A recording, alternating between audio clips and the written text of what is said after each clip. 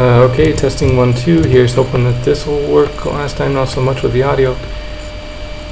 So I made this discovery. I don't know if it's a novel thing or if it's nothing or if it's common sense. But here's the progression. So go back in time to the 7.7 earthquake of Myanmar, right? And that was felt in Myanmar, it was felt in Bangkok, it was felt in Vietnam, but I knew people that were in Chiang Mai in North Thailand that felt nothing when it went on.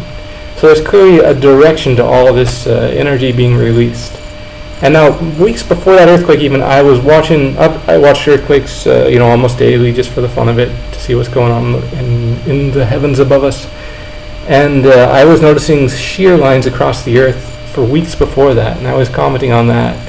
And then this earthquake happens, and the feeling, the where people felt the earthquake was all right along this line, which is interesting. And you'll notice, look at all these earthquakes along this line. It transcends fault lines, right? Here's one fault line, here's another one. Oh, there's tons throughout Philippines, and it goes all the way to Tonga or North New Zealand, right? And look at, I drew this line here, right after the earthquake happened. And guess what happened the next day after I drew that line? You bet another earthquake happened along that line, right there in North Tonga. So it's like stuff is going on along these geodesics, these great arcs around the Earth. And so, what do the experts say about this? Well, as you can guess, the experts' insights, they're close but not quite there, right?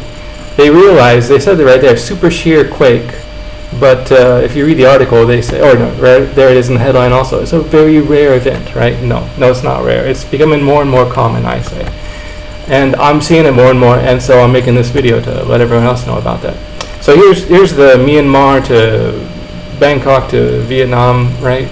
So in the news, there was another one that happened. Let me just scroll through all my other nonsense going on. So there's some more in the U.S., right? Here's diagonal line. There's more red earthquakes at the end point along the geodesic. But so here's the next one in the news.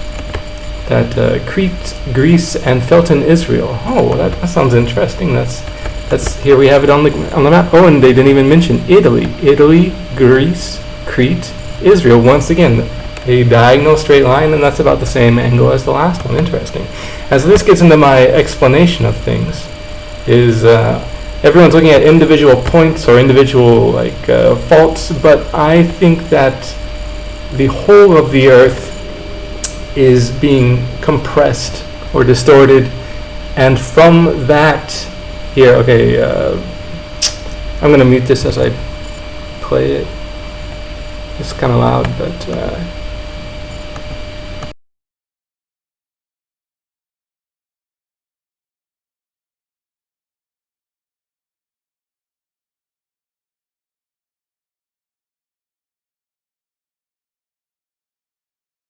so hopefully that did mute. Hopefully I had audio problems earlier, never mind that.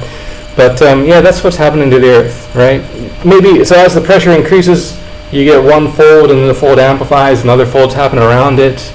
Everyone's focusing on one single fold, on one single fault line, but I say look at the big picture. And someone should be doing some kind of finite element analysis on the whole of the Earth, or some kind of what's it called, Cauchy stress equations on the whole of the Earth, and not so much on just individual pieces. I suspect that the rotation of the top and the bottom of the Earth are going at different rates from a redistribution of whatever is inside of the Earth. Like here we have the infamous LSVPs, right? And I thought I caught somewhere in the news that there's more mass inside the core shifting towards Siberia, something like that.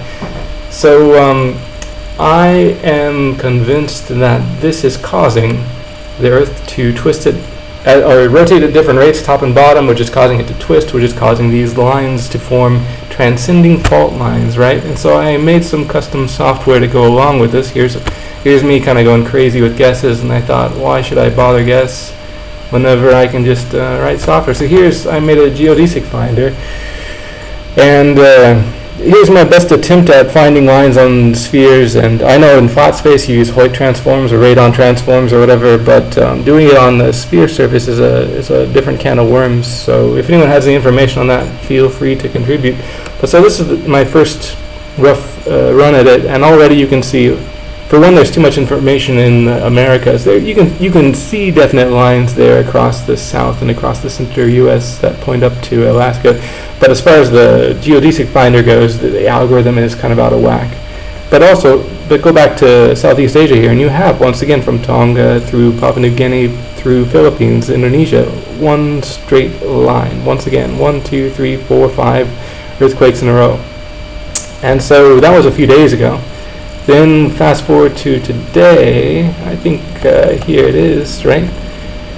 And once again the same one, but this is my favorite geodesic. Check this out, all the way over, just starting in Africa, just north of this one-off earthquake that isn't even on a fault line. What is it doing there? Start in North Africa, follow this geodesic through Persia. Here's kind of faint here, then it gets brighter through Tibet or Nepal, then through, what's that, North Philippines, I think? Or yeah, and then down here through Papua New Guinea or whatever islands, and then whatever is that, Tonga. That's like 1, 2, 3, 4, 5, almost 6, 7, something like that, earthquakes, all on this very thin, definite geodesic, right? And then on this, see this point here is the intersection for another geodesic. We have 1, 2, 3, 4 going down through, right along Philippines, over Australia, and then right here just south of Tasmania, almost at the Antarctica, 1, 2, 3, 4, 5 or so, on a separate one exact geodesic here. And then this one over here, this one I was watching, if you saw the older picture here, it was making some behavior, what is this, like 3 days ago, 4 days ago, 524, right? We had all the same right along this north-south line along the length of South America, 1, 2, 3, 4, 5.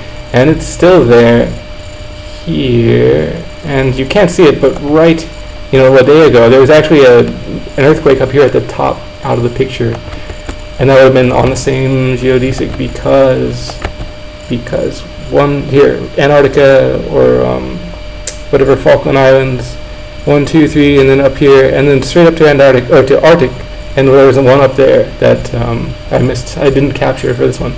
So. And then there's just too much noise in the Americas, but for the most part the energy is going along kind of the same direction as all of these.